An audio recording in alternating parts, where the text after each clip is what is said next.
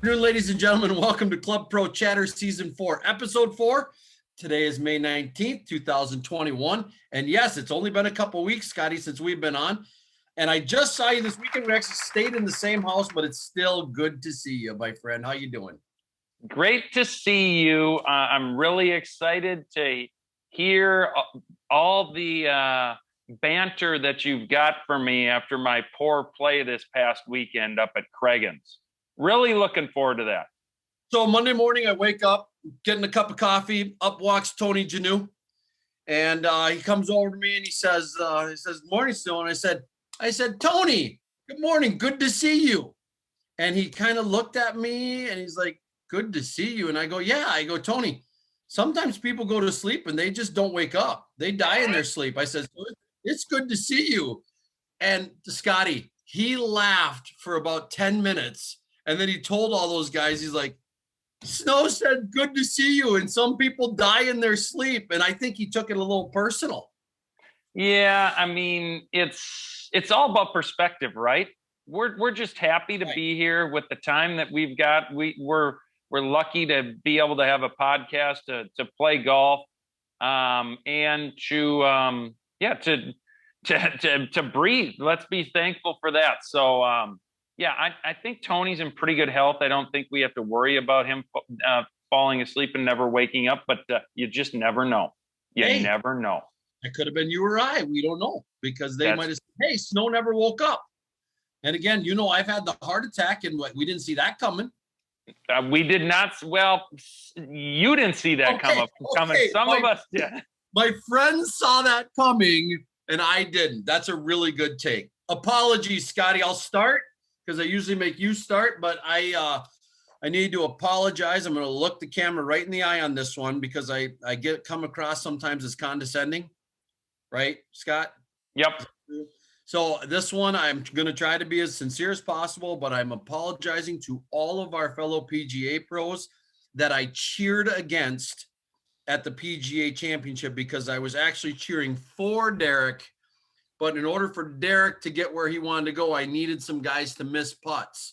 And it came across as like I was cheering against them, when in all actuality, I was just cheering for Derek. I mean, in a basketball game, Scotty, you cheer that the other team misses a shot, and so I know people in match play say that, I expect them to make it. Well, that's bogus. That's not true. You're hoping they miss, because at the end of the day, you want to beat them. And so it just didn't come out right. So I'm apologizing for that. Go ahead, Scotty. Well, but you can apologize. Maybe send them a note as they're sitting home watching the PGA Championship from their couch. That's right. As Derek's basking in all his glory at Kiowa right now. I'm going to apologize to our section members because I usually take pride and take it upon myself to fill the match play. And this year we did not fill the match play. We only got 59. I don't know if that's because, the timing with the Twin Cities Open, everybody being so busy. But, the last 2 years we filled it, and you and I were very happy to see that filled, because for years, as we were on the tournament committee, we couldn't even get over 30, 35 players. Some years it was like 20. So 59 is good, but I still want to apologize, because that's an event as PGA members we should definitely fill up. Scotty, very good apology by you, because you have taken that on as kind of your baby, and that you've said, I really want to get more section guys and I want them to be a part of this. And you even do some personal contact of, come on, I need you to sign up.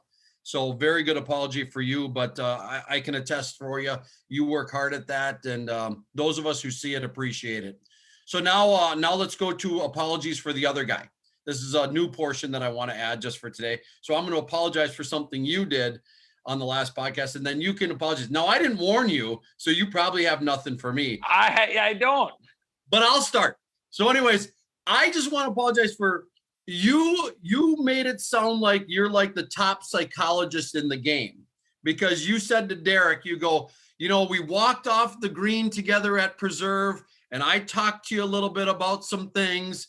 And, next year, look at you. There you are, winning the whole thing and moving on. And I just want people to understand, and I'll apologize to you, you're not a master psychologist.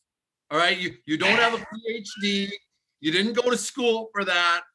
And that's not what you do. Now, you are a good friend and you are sometimes a good listener, but what you are not is a master psychologist. Are you just saying I'm not a master psychologist because you refuse to listen to what I say to you, prescribe to you? I still do listen to you, Scotty, as a friend, as something, but I discard your information as fast as possible, just like you do with mine. I mean, I get it. No, I take it all in. When we have tough decisions in our lives, we call each other. I mean, I know I've been a part of your world here you've been in a whirlwind for 13 months. And you know what? I feel like I've been there every lock, stock of the way, but I'm not a master psychologist. Well, I don't claim to be either. I think sometimes you came across that way. So okay. Well, I don't claim to be that. I apologize if anybody took it that way. I think at certain points, like the Tony story, perspective is everything. And I just wanted Derek to have perspective and tell him. I mean, all I essentially told him was that he's got all the talent in the world, but if you can't mentally be in the right position to succeed, you're never going to succeed. It's like going into a job interview and saying, there's a guy that interviewed for a job that I heard, yep, here I am. I'm always the runner up. That's what somebody said in an interview. And it's like, if you're saying that, it's a self-fulfilling prophecy, right? That's so right. The right mindset is everything. So yeah, I'm not claiming to be I'm not Bob Rotella. I think perspective is super important. Apologies for you. Yeah, let's go. I don't really have any. How about other than let's apologize let's apologize to everybody that sometimes you talk too much on the podcast. That's true. That's true. And I want to give a shout out to Kaylee. She did some great editing on the last one because I was oversaying some things and she cut them right out of there. She is awesome. And it was beautifully done. So nobody can understand my full gas, but that's a good apology, Scotty. Thank you. I will back that one up 100%. So with that, are we bringing in Miss Kaylee for the old state of the section? Is she wearing glasses today or not? KE with her goggles on so she can see us. Yeah, exactly. So go ahead, Scotty. I do have to say one thing quick. I have to give editing credit to Tone. Oh, Tone, I'm sorry. Mm-hmm. Oh, it's okay. Write that down. I'll give credit where credit is due, and he is a master editor. Tone, I know you're on the block right now, but I got this down for season 4, episode 5. Apology for me. Thank you, Kaylee. I appreciate that. Yeah. All right. So, Kaylee, apparently you and Tone don't get to go to the PGA Championship like Jeff Dremel. Is that true? Yeah, apparently. Maybe we still have time to get there tomorrow by Derek's tea time, but he goes early. I'll still wait. Yeah, 7:24 tomorrow. G, did you see that? Ben Hungan, I think, and George Kutsi. Kutsi. I didn't see it. Scotty, is there we don't want to jump into, let's wait for PGA preview on that, okay? Okay, sorry. Yeah, Too excited. Let Kaylee do her stuff. I'm just excited. I love that because I rely on you. You and Holmes are pretty good friends, and so you're going to need to be awesome in that segment. But go ahead, Kaylee. Yeah, so the first thing is congratulations to Jack Jimenez, who won our Twin Cities Open last week. First time we've ever put on a tournament like that. This year, new to 2021, and he swept the field. He did awesome. Yeah, 4 under par winning score. Scotty, you played in the TC Open. No, not 4 under par. He was lower than that. 6, I think. Another apology. You're going to have to apologize to Jack. Okay, Scotty, you played in it. Tell me about conditions and how it played. Yeah, so Tannersbrook, great host. I thought the golf course is in great shape. Other than my lack of preparation where I didn't scout the golf course the first day, I hit some shots in some spots that I shouldn't have. But I thought the golf course is in great shape. About two of the most calm, perfect days you could have in May. I mean, it was like 75 degrees both days, no wind, which out there it could howl, like no wind at all. So, and the greens were great. So yeah, it was a good host. Next year, I think it'll be an even bigger and better event this year. It's the first go around, thanks to Tim Vernon for hosting Yamaha Golf. But I think just we brought this event together essentially in March or April, and we didn't get a ton of time to promote, but still to have like 70 or 65 players in it, still really good for May.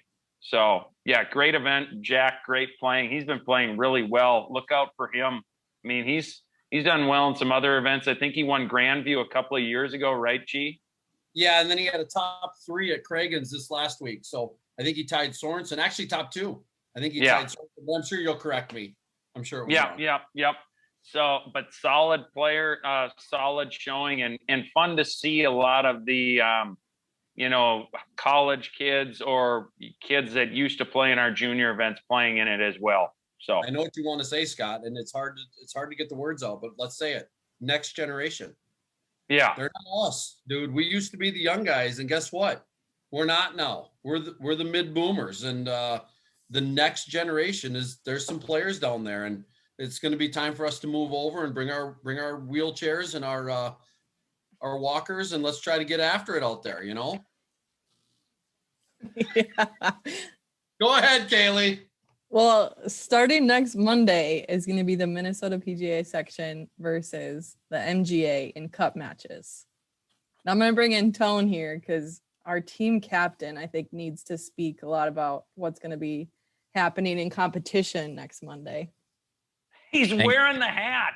I am representing with the hat, an early preview of part of the outfit that we're going to be wearing. I think it's a little modern, a little hip, ready to go out there and claim victory for the first time since 2013. I think I've sent a note out to the team a couple days ago or yesterday, and I think we have a great team lined up how everybody's been playing, and speaking with Mr. Hoffman, and I'll be working with them on Friday, getting the pairings out, kind of setting up the course. I think we'll have a good matchup. I don't think it's everybody says it's over. I don't think it's over. We're gonna get this win. Well, we need a win. I talked to Andy Jacobson. I had a meeting with him Monday night, and he was smirking from ear to ear because I said we're finally going to start bringing some of our top guys here. So, Tone, tell us, give us the rundown. Who you got? Is Scott McDonald one? Scott is in. He is not one. Great right now. I don't know where you're going to put him. You might have to bench him. I don't know if that's an option, but Scott comes up for the occasion. He'll play well. I know that. Okay. All right. So we got Scotty. We got Brent Snyder, Jeff Sorensen, Don Barry, Dale Jones, Chris Borgen, Matt Raichi, Julian Ramirez, Bennett Smed, Jack Hemans, John Rigstad, and Eric Rowland should be all of our regular players. For our senior players, we have Ty Armstrong, Craig Brischke, Dan Callahan, Larry Norland. And then for our women, we have Angie Ossie, Christy Meyer, Lori Money, and Savannah Smith. Hey, I love that lineup, Scotty. Go just talk about it, buddy. You're the quasi captain. I know Tone is, but you've been really pushing this bad boy.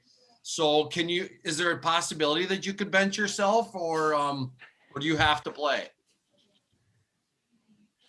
Here's the deal. I pushed my second COVID shot back. So I was at full steam ahead for the cup matches. I didn't want to have any chance of feeling under the weather leading up to this. This is a very important event to me.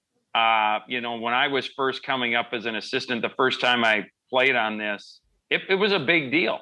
Like hey, you had a great year and here's something that you qualified for. I think a little bit of the allure has went away for some of our guys, and that kind of ticks me off. I wish that they'd take the same amount of pride in it as I do. So I hope that we bring the A game. It's been a long time. I mean, I was on that team but leading up, we won it forever for a stretch there. And since what, 2013, we haven't won it since then. Yeah, I'm I think the overall wins we're at 27 out of the 43 that have been contested, but the last one was 2013. yeah. So it's tough. They've got some good players, clearly. We do too. I will say this. Nope, I can't make a prediction because then I'll have to eat words and I don't. But I will say this. That's okay. I really think that Edinburgh plays into the hands of the PGA professionals because we have an Edinburgh Pro-Am there every year. A lot of us play in it. It's a golf course that distance doesn't help you a ton because there's a lot of trouble everywhere. So hopefully those young guys that hit it harder hit driver everywhere because you can't hit driver everywhere. And I feel good about our chances just given the golf course and given the lineup. Tone, could you, for those of us who aren't good enough to play in this and have not really been a part of it, could you give us the how the scoring works and because I know it's a weird deal. You play like a doubles match and a singles match within the doubles. So can you walk through that so when we're following online, we know what we're looking at?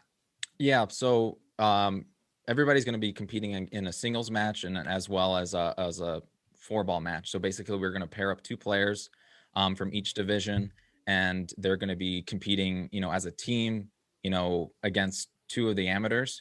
And then as well, they're also going to be competing, in singles matches at the same time. So when you kind of see the scores coming in, you'll see, the 4-ball results as well as the single match results. In regards to points, it's, if you win, it's 1 point, tie is half. So, and then they kind of just accumulate for both sides there. And so what's the number you need to win? Is it 13 and a half, 14, 16 and a half? Do we know? Put you on the spot there. Yeah, this one's on the spot. I need to double check on that. You double check that because I got a question for Scotty. Okay. Kaylee, I'm sorry if I'm taking all your time, but It's okay. We'll more time in. Scotty, so if you give a putt to a guy, is it given in both matches or how does that work? Because match play is you don't have to hold everything that could be given. Yeah, I'm pretty sure the 4-ball match takes precedence. So yeah, I mean, say I'm playing you and Tone's your partner. If Tone's out of the hole, now our match obviously matters too. But if you got a putt I'm out of the hole, I'm not going to give it to you in the 4-ball match, because if my partner's Don Barry or whatever, you and Don are still playing each other in the 4-ball. So it's a little tricky at points, but it works out well. I really like the format. I've played with different kids in it, and I say kids because they're usually college kids, and they're just like bombing it by me. So and it's 2 rounds you play in the same day. Just one round. Just one round. Oh, just 118 holes. Yes. Yeah, you play the matches at the same time. Did we find a magic number, Tone? Yeah, so the total points overall is 40. So I think, if it's the MJ gets 20, they retain the cup, 20 and a half we need. We need 20 and a half. Okay. All right, Kaylee, bring us home here. Yeah. So the youth putting challenge is coming back this summer to the Minnesota section. Last year, DCP was canceled due to COVID. And so this was kind of the creation to still keep young kids involved in golf and especially those trying to learn the game of golf. So it's coming back this year. Our first qualifier will be June 25th at Victory Links. And then kids can qualify for the championship that will be in August. Ages? 6 to 14, both genders can play. So it'll be really fun to see those kids kind of come back, hopefully from last year. That's interesting, Scotty. That's the ages I use for my junior camp. And people always ask me why just those ages. So now I have a good explanation. It's because how does the putting championship work, Kaylee? Well, depending on where we are, kids will qualify for, from each qualifier. Last year we were at Victory Links and it was fun. The kids just kind of went through space on the green that we had set up of 9 holes. They went through it twice. And it's cool because you kind of see kids that don't really know the game of golf yet as well. And so You're just teaching them little things about how to putt, how to keep score, how to record your score with a scorekeeper at the end, that kind of thing. Yep. Well, I love it, Kaylee, that when we add something because something went away, we keep it. And that happened to me here at the Olivia Golf Club this year. I started a Sunday game because of COVID, because nobody had anything to play in. And this offseason, I had every member who plays in this goes, "You're going to do those Sunday games again, right?" And it was like, well, now I have to. I mean, people are begging, they love it. And it just keeps the ball rolling, that you start something that's fun. And then you go, why wouldn't we just keep doing this? And it promotes what one of our pillars are at the PGA is we want to promote golf. That's a big deal to us. So good job with that. Awesome. Well, thanks, guys. All right. That's Kaylee Ekstrom, state of the section. Scotty, PGA preview, 7:24 Eastern. I believe so. That's pretty early. 6:24. Where can we watch online, or what do we do? Yeah, I don't know how it's if this was the Masters, we could follow every shot because they have the cameras. Yeah. So I don't know if you can do the feature group on the PGA. I haven't explored. Usually the first day of these majors is the day I download the app for the event, and then it's just I pick the people I'm following. Obviously, I'll be following Derek and whoever you got in fantasy, but and so that's kind of my plan is I'll probably do it tonight, download it, and maybe set up notifications for Derek to follow along. So. All right, let's talk a little bit about the PGA Championship. Scotty, was it 3 years ago it moved to the spring, which kind of upset our calendar because it moved the national championship to April, which we talked about at the last podcast where Derek had to qualify early. Has it grown on you a little bit? Are you okay with where it is in the calendar, or does it just feel like it's rushed in here? I may be giving away my take, but what do you feel about it? No, you kind of are, but I tend to agree. This used to be Glory's last shot, right? That was the tagline. And it was the last chance. It was in August. It was after the Open Championship and everything, and we got used to it. And it was at some northern clubs. It was at Hazeltine twice. Right. Now we're pigeonholed as to where we can have it. Any place in the north is pretty much out of the question to host the PGA Championship. PGA Championship is not going to be at Whistling Straits because Whistling Straits just isn't going to work, right? So you nailed it, Scotty. I look at our golf course right now and I think we're in good shape, but that's what we are. We're in good shape. We're not in great shape. And, we saw this in the regional for the ladies, the NCAA ladies. The course wasn't in championship shape. And a lot of us got bent out of shape. I don't know if you saw that, but they had to cancel the thing. And then they just moved the top teams forward, which stinks for everybody. But so how do you solve that with the PGA Championship? You don't host one up here. It's going to be in Texas. It's going to be in California. It's going to be in South Carolina, Kiowa Island, the whole bit. So I'm with you on that, Scott. It doesn't feel like major week to me. Thank goodness Derek Holmes is in there because it's drawn some excitement, but it just doesn't feel right. No, it's tough following the Masters. It's not easy. And it used to be the Masters would be April, May, we wouldn't have anything. And then you'd build up that month of anticipation for the US Open. And then you'd build up that month of anticipation for the Open Championship. And granted, the PGA was always closer to the Open Championship but at least it was the last one. And you're like, okay, Tiger hasn't won a major yet this year. This is his chance to win a major, or whoever it is, right? And now it's just the PGA. Let's be honest. It's probably that and the Open Championship are the weaker of the majors, right? Sure. The Masters is always going to be the Masters. The U.S. Open, I think, because it's the U.S. Open, and then the PGA is just kind of a rung down. And now this has knocked it down even more, I think, in the eyes of the general public. And this is our championship, So it's kind of, yeah, it's a major, but it doesn't feel like one.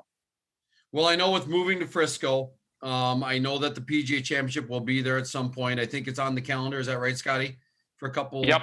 I don't know, 4 or Mhm. 5 years from now. So I get that, and that take, August in Texas probably isn't the greatest either. You got to look at it from that perspective. Yep. The southern courses don't have that opportunity, if you will. But yeah, I just don't feel great about it. It doesn't feel like it's in the right place, but it is what it is for probably, I would guess, another 10 years. And you nailed it. PGA is probably fourth on the list of what people want to win. I keep using these air quotes. I don't know, but but the British Open is probably third. And the US Open always provides great stories, like guys trying to qualify with 15 clubs in their bag and then they don't get there, because they messed up on that, things of that nature, where they didn't count their clubs. So Frisco is hosting the PGA 2027 and 2034. Oh, wow. And are the 2034, does it say like spring 2034? No, it does not. But okay. They did host, if you remember that one year, they hosted the PGA Championship at Southern Hills, which that's Oklahoma, right? Tulsa, yep. Yeah, yep. So that's about as far south as it's went. Well, they had it at Belle Reve that one year, No. St. Louis, not super south, but yeah, yeah. Let's talk about Kiawah Island. Yep. 78.5 rating, 155 slope. They added 200 yards since Rory McIlroy won it in 12. What yardage have you heard, or did Derek tell you, or anything that they're proposing to play it at? They will not play it at 7,800. People got to realize that's a scorecard bragging deal, right? Yeah, exactly. I mean, how many actual tour events are played all the way back on every tee? Is there ever one? I don't think so, because Augusta even moves theirs around and they added length, right? I mean, they move things up, down, back, and you have to, because of compaction and turf and divots and the whole bit. So yeah, I just don't see it playing. I don't know. Did Derek tell you that what the proposed layout's going to be? Is it going to be 73 every day? Is it going to be more than that? I haven't heard, but I watched press conferences yesterday, and a big part, longest championship in major tournament history. But yeah, I gotta imagine the one thing they did say is it doesn't sound like it's going to be very windy, right? Which might mean that they're going to play it a little bit longer than if it was windy, because if you got a 20-mile-an-hour wind, you're not playing 17 all the way on the back tee into that wind, right?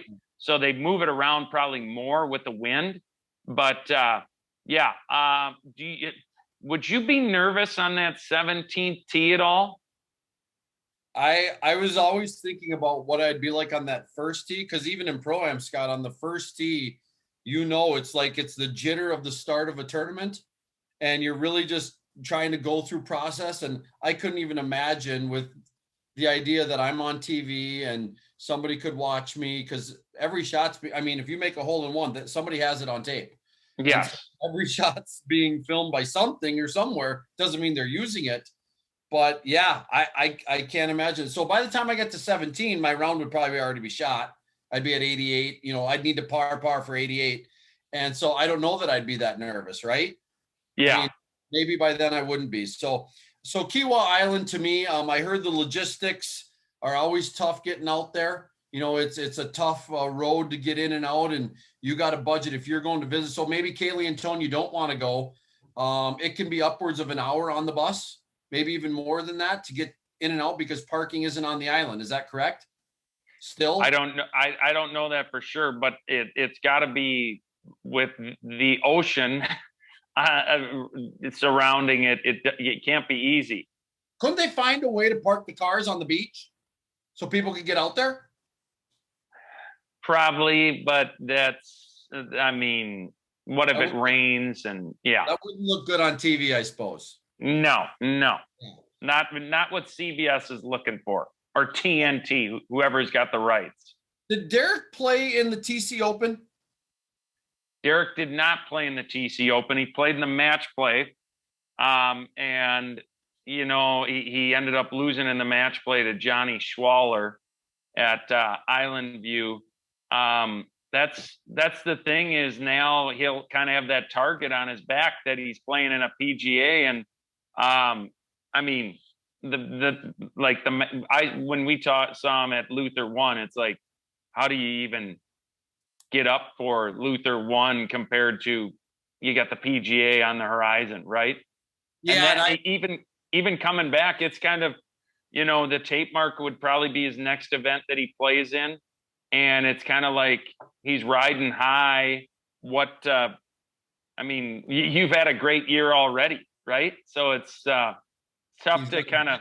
He's got a big points lead early, and that's that's going to be hard for some of these guys to catch, and so they're going to be playing in every points they can to try to catch Derek. And if he can keep some momentum, perform well at the Club Pro Championship later in the season, I could see him. You're right, having a little target on the back, and he knows it. I mean, but also people are, I think for the most part, our guys are congratulatory to him. For sure. And I know I can't invite him to the KWLM Pro-Am because it's right after tape mark, and I know that that's going to be a nightmare. And he also mentioned stuff about his work. He's got a job. He doesn't play golf professionally. He's a golf professional. It's a whole different, people get those words mixed up and intertwined. And I feel part of our job, Scotty, is to help people understand that the order of how they're said is important. He's a golf professional, and he's got a 2-year-old, and he's got a wife. And so he didn't play in some things, and I'm sure he's got a job that he has to protect, and I'm sure they want him to be successful down there. But the other point, they're saying, hey, we're paying you, man.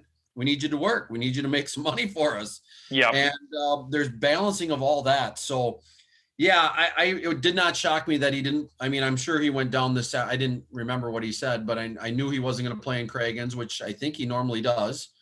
And I didn't think he was going to play TC Open because that's 2 days. I mean, my life was kind of a mess there too, and I had to withdraw. So I can only imagine with him saying I need 6 days to go play in the PGA Championship. So anyways, we're going to do predictions later, Scotty, about who we like down there in the PGA Championship, and we'll talk a little bit about that. But anything else you got that you want to discuss about our major championship? I'm always just excited to see how. We're unlike the end of the the PGA National Championship. You're going to be cheering for every PGA guy, because those are guys that are working like us. We always want. It's always fun to see if somebody makes the cut. Obviously, that's Derek's goal: make the cut. Be awesome to see him play on the weekend and to cash a check. And so, that's what I enjoy. Especially the first 2 days, seeing all those guys and hoping that they get it going. I mean, that's seeing that badge. Oh, you will not be cheering for everyone. I don't want to be mad about this guy. I don't, but we've talked about it. Right? Yeah. I mean, It's not his fault, really. It's our fault for allowing it. But anyways, that's a whole other conversation. I don't want to dive down that road, Scotty. Okay, let's bring in Tone here, and we're going to talk about knowing the rules, brought to you by Green Image Golfscapes. I don't know if you saw it, Scotty, but we went over to his house after the Luther, and we had a blast out there. We played 5 holes. He's got it up on Instagram and Facebook, and Denny's doing a great job with these, and he's ready to take on some things. And if you can find somebody, you PGA pros out there, Denny will line your pockets. He gives you a finder's fee. He'll help you. So, Tone, is that Craig? This is unbelievable what happened. So we're at Craigens, and our team's playing pretty good. I thought we were 7 under. Come to find out, Scotty, that you're an also ran at 7 under. So anyways, 1 gross, 1 net, we got some stuff. So I got a 73-year-old guy on my team that can hit it pretty good. And so some of the par 5s, they have his silver tees up at about 360, 370. And he can hit a 250, 260 ball sometimes. So anyways, We're on a temporary green on hole 18 because of construction at Craigan's. So he hits, but I couldn't see where he hit it. And I asked him all the questions of golf press, because you've done that, Scott, where you're looking down, right, and you didn't see it. So did you hit it good? And they don't always know. That's the crazy part, Tone. They don't always know. He says, I think it cleared the bunker. Good enough for me, right? So we have a little scuffle on the left. I'm not going to go into the deep story. He gets up, 131-yard shot, chunks it low left. We drive 70 yards forward, okay? We're at 80-some yards, 60 yards forward, 80-some yards, and Luke Stoddard, one of our other AMs, had ripped his 3-iron down there, but I didn't see that shot either, so I didn't know how he hit it. But remember, I heard, I think I cleared the bunker. So Yep. Luke Stoddard gets up to his ball, looks down, goes up, he says, this isn't my ball. Walt, in my cart, looks at me and he goes, I didn't even look. And I'm like, oh no. So Tone, what do we do? We're in a mess right there. My guys asked me a tons of questions. I think I got it right, but I want to hear it from you. What do we do at that point? Okay. Well, we would want to determine, one, he hit a wrong ball, which is not a good thing in the rules. So right there, it's going to be the general penalty. As long as, and then you want to find, where his original ball is. And then I guess what ball did he hit? If it was another player on your team or another team, so we can get that back and replaced in his original spot. Okay, so that's the part I didn't know. Is it drop or is it place? So it's going to be place the ball, either the original ball or another ball on the original spot. And if that spot is not known, that spot is going to be estimated. So mostly everything in the rules now is a drop, besides if you have to replace it on a certain spot, like if you are on the green, or, if, Greg, you and I are playing on the course and, you want me to move my ball because it's in your kind of, line of play, then I would replace it. And for this circumstance, this is one of the times you will place the ball. So part of the kerfunkel that we had, we were on another hole looking for somebody's ball, and the guy says, this is all part of the same story, by the way, Tone. A guy says, oh, I picked up your ball. He goes, of course, we shouldn't have been over there. What do we do with that one? Is that a drop or is that a play? It's going to be the same thing. You basically will estimate that original spot and place the ball there. Okay. Scotty? I wish these have never happened to me, but it has. The best story of all, Tone, is Northland. Greg knows this story. Yes. So I hit it. You've been to Northland, right, Tone? I have. Yep. So I hit 18's a tough hole. So I hit it I hit it in the trees, kind of right. 18. It's a shotgun event. So I started, I think, on like 6 or 7. So 18's middle of the round. I'm playing okay. A couple over. Northland always plays tough. I hit it right at the green. So I think there's a cart path right. I didn't see it land. So I get up there and I'm looking everywhere. It's got to be right there. There's no place to go. The rough's kind of long, but not bad. So we look for the 3 minutes. 5 minutes at the time. 5 minutes. Yeah, 5 minutes at the time. So I go back, replay. That's never great. I end up making 6 or 7, probably 7. Round's pretty much over. So I par 1, 2, uphill par 4. I get up there and I hit my second shot onto the green and I mark my ball, and one of my playing partners is over the green. And he chips, and it's super severe going down there, and it's rolling so slow I can see my yellow marker on the line of the golf ball. At that point, I'm playing Titleist. It's a Titleist 1 with yellow marker and my initials. And I can see the yellow line just rolling. And I'm like, you got to be kidding me. He played my ball on the last hole. So I'm like, what do you do at this point? These guys have played a lot of money to be in this event. Do I say, hey, buddy, that Titleist 1 is mine that you played on 18? So I just rolled with it. But here's the thing. I had a Titleist 1 in play. It was the only like new ball that I had. So now we've got 2 Titleist 1s in play at the same time. I'm like, he hits it right, I'm hitting it left, so we don't get confused again, and he plays my ball and whatever. So nonetheless, he hits it right on number 5 into this fescue. I didn't even really look because I kind of wanted him to lose the ball so we didn't have any more of this going on. Mhm. But that was one of those circumstances where you're just like, yep, lost my ball, but then it was found later on. So nothing you can do after the fact, but just, and Greg rode with me in the car and had to hear about it for the 3-hour car ride home. So when he got in the car after our dinner, he goes, listen to this, you guys. Oh, gee. You can't make it up. You cannot make it up. These are the crazy things that happen in Pro-Am. So one other question, because I want to make sure everybody gets this right from now on. It's going to happen again to people. So my am Luke, whose ball was hit, says to me, he goes, nervous face. You can see it. Is that my penalty? He's like, is that my fault? Break that all down for us, how that all works on the scorecard. Yeah, so the guy who hit the wrong ball would get a 2-stroke penalty, but any of the strokes made at any that wrong ball, so you hit it and then you say he hit it on the green and then he realized it, they don't count. So basically, if he hit one off the tee and then he hit the wrong ball, you basically add 2, find the original ball and then play from there. So basically, you can almost play like your original ball in and just add 2 to your score. So you could hit the wrong ball twice and it's only 2 shots? Correct.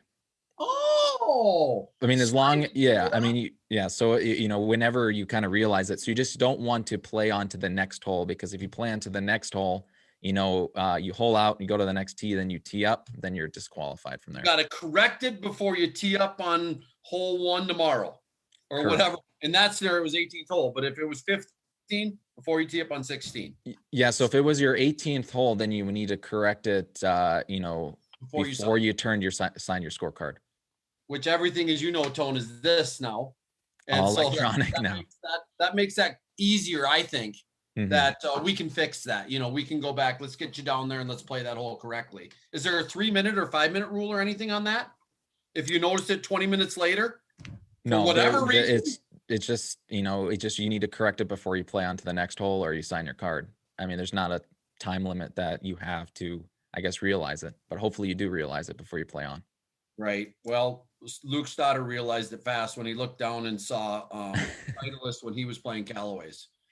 And so yeah, that it wasn't even the same ball deal. So Scotty, any final thoughts on that? I mean, you heard the long version. Tone, that night I gave the long version of that story and it was another 10 minutes. It was incredible what happened. Wow. Yeah, I just say mark your golf ball well and just make sure that, you're not playing the same, especially in a Pro-Am. And I will say this, that in Pro-Ams, there's AMs that don't play Titleist the whole time. If they hit one into the woods, they grab whatever they got, and all of a sudden they switch to a Bridgestone and they're playing the same ball as UG. And it's like, wait a minute. So it's just make sure they're aware of it and mark it, identify it. Yeah, I think that's the biggest. Well said. Oh, sorry. Yeah. No, well said. Go ahead, Tone. I was just going to say, I think that's, what Scott just said is probably the biggest thing, especially in tournaments, is marking the ball, even if you have to you're hitting a provisional, make sure that you can identify which one is which. I've seen that situation a couple of times where you think your ball may be lost and you find both balls and you can't identify which one is which. And so always identifying your ball and knowing which one it is important. All right. I want to thank you guys for that. And I want to tread into this next section. Tone, I'd like to keep you on if possible here, because this is an area that through all of our tournament directors, you're the 4th one that I've had since I've been in. We had Chad Gustafson. We had Darren DeYoung, and then our boy who just moved to Nebraska, Vinsanity, and now you. And this has been a topic with everybody. And Scotty and I just came back from the Craigens Pro-Am, first one of the year. And I just want to talk a little bit about handicap integrity and what that means to those of us golf pros that play with people. So I looked up something today, and then I'll get your guys' thoughts on this, of a 10 handicap breaking his handy by 8 shots. Can anybody come within 100 of what the probability is on that? Either of you two, what that is to 100? Breaking it by 8 shots. I probably can if I get to poke No, with a slope fast enough. Yeah, don't look it up. I'd say 8 shots, 1 in 1,000. Tone, higher or lower? I'll go lower. Okay, it's higher. It's 1 in 1,138. And then doing it twice in your life is 14,912 to 1, according to the statistics. So right next to impossible, one guy said it's basically your lifetime, of all your golf, of you being able to break your handy. So my encouragement, and again, I want to get some of your thoughts on this, you guys, but my encouragement to our fellow pros is keep an eye on your AMs, keep an eye on their numbers. And if you're bringing them to pro-ams, these are things you need to be aware of. Everybody's going to do this every now and then, but true handicaps, it's really hard to break your, and I know when somebody says, wow, 8 shots. Scotty, how often have we seen it in pro-ams? And again, if you career it like that, I would think there'd be some hoopla. I mean, if Tony Malowitz did that, which I bring my brother-in-law to a bunch of these, and he's careered it once or twice, okay? It's a big deal. I mean, it's a high five. It's a how unbelievable you played and that whole bit. So, Scotty, throw some thoughts at me. Well, yeah, the answer to your question, how often do we see it, is more than we probably should. I mean, those ones are the bizarre ones. I mean, we had one at Summerby last year, if you don't recall. I do recall. It was, I forget what the number was, if it was 71 with an 8 handicap, where the low score by a pro was like 70, right? Yep. Scores were super high because the greens were fast and it was tough. So those instances, it's just tough. I think it's as much on the AMs as it is on the pros, because if we're bringing teams, we know who we're bringing, and we know the integrity that they have and their handicaps. So that would be, all it takes is one bad egg to ruin it for everybody else. And, that's the first pro-am I ever had at Minnewaska that I started, 32 teams. And I'm calling you the next day saying, how did this happen? How did this team come in, shoot this low? This guy shot this number with this handicap. And if I wouldn't have changed it, it could have just ruined the event. So, and that's what ultimately will happen, is there's going to be an instance where somebody comes in and plays way, way too good, impossibly too good, and ruins it for everybody. Tone, your thoughts? Yeah, I mean, I think it kind of comes down, to the professional bringing the AMs, and like Scott said, who you're bringing, and for the individuals who are hosting it, kind of look at previous teams and previous results, and that's something that we're doing, is we're posting the full results once we get everything, kind of increase the transparency of the whole program. And if you are hosting, talk to the other pros who are, have hosted a previous one, and see if there was any issues or anything. But that's kind of, I've said it before, golf is about playing with integrity, and we hope that, especially as all members, that we're all being truthful here, and bringing teams with the correct handicaps for each of the AMs to not gain an unfair advantage. Tone, that was well said, and thank you very much for that.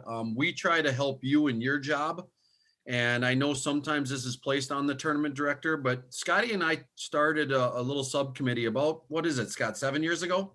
Yeah. So we went to the board and we said, no, this is on us pros. We got to be better. and we need to be better. And so our job isn't done, Scott. We have work to do. And what Tone just said there is perfect. And so I want to put this on the podcast right now that any pros hosting pro-ams, call me. I will answer the phone. Call Scott. He will answer the phone. And again, if you have some tough things that you want to talk about, we'll be right there. Scott, you were all over this 7 years ago. You had things dialed in. You had history of players. You had things that were going on and how sometimes stuff don't match up. That's terrible English. But anyways, you were very good about that. And you know what? I want the Minnesota section. I said this 7 years ago. I want us to have the highest character and the highest quality that when our AMs play, they think they're coming for a fair fight. And again, if you don't play well, then guess what? If you hit the wrong ball, you should lose. You should not win. Okay? We get that.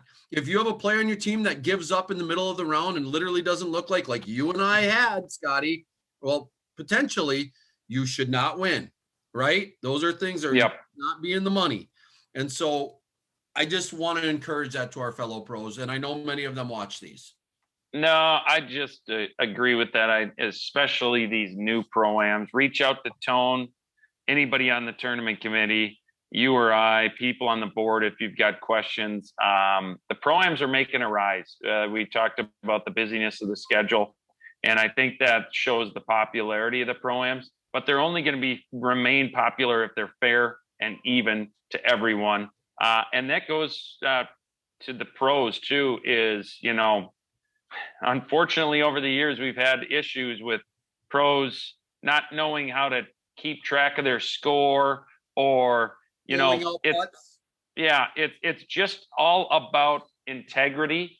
And when you're out there with 3 AMs, sometimes AMs that you don't know, those AMs don't know. How many times have you come in G and they're like, "Hey, Greg, how'd you play? What you had to shoot like 72?" And you're like, "No, I shot 78."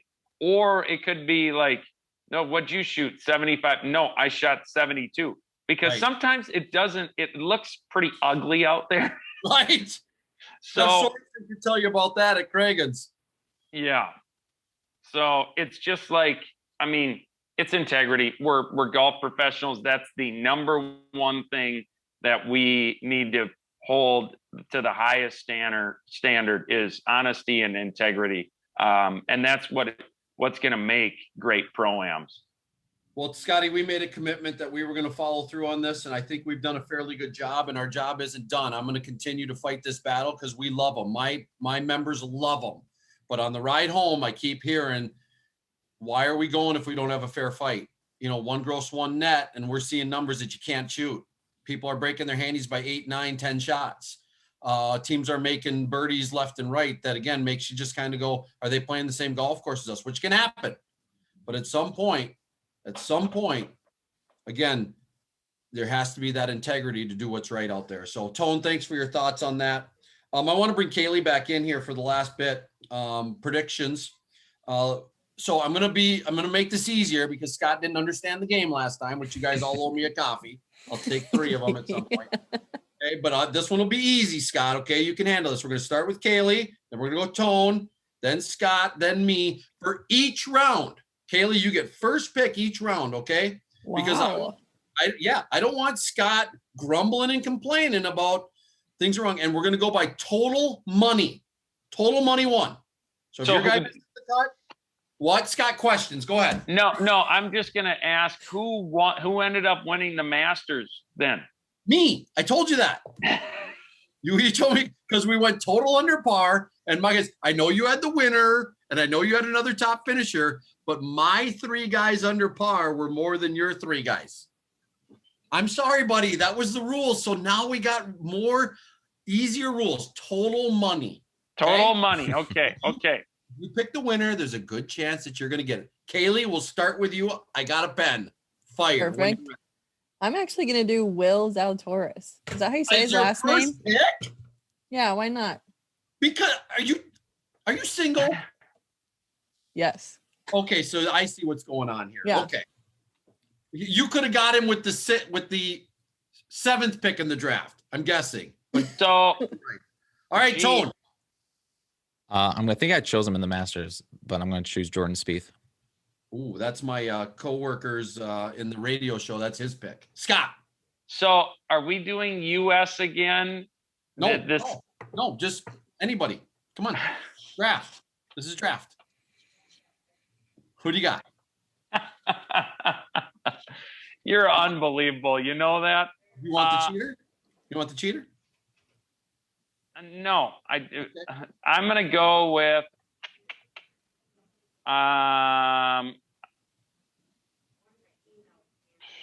Scott, seriously, we only have so much time here. I mean, it's Xander Schauffele. Schauffele. Okay, Xander.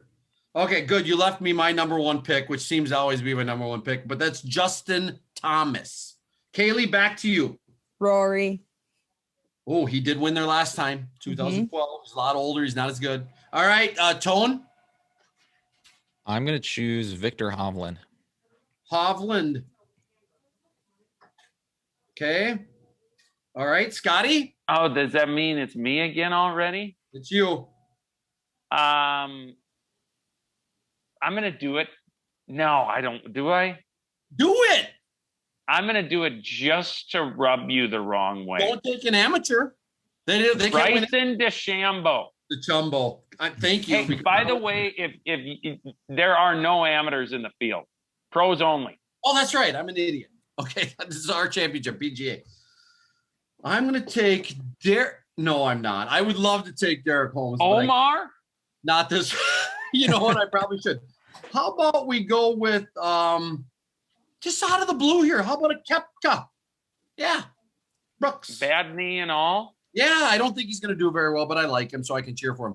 Kaylee, back to you. Your third and final player. Hideki.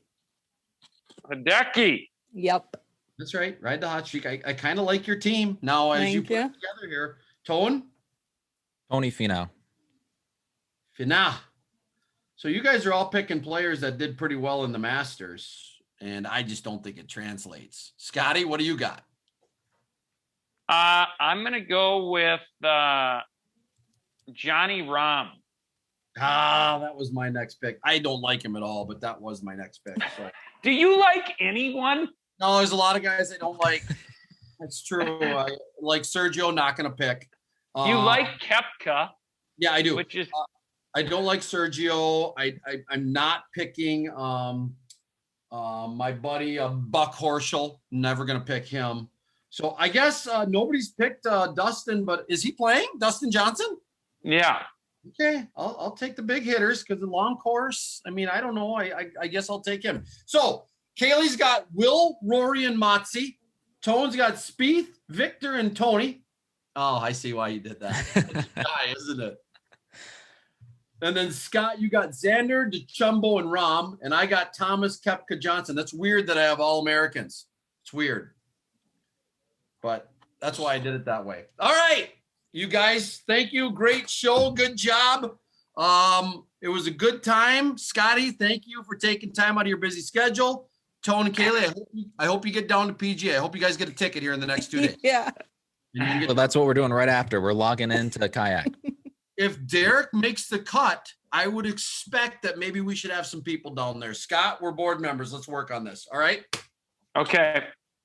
All right, you guys, signing off here for Club Pro Chatter Season 4, Episode 4. We'll see you all next time. Have a great day.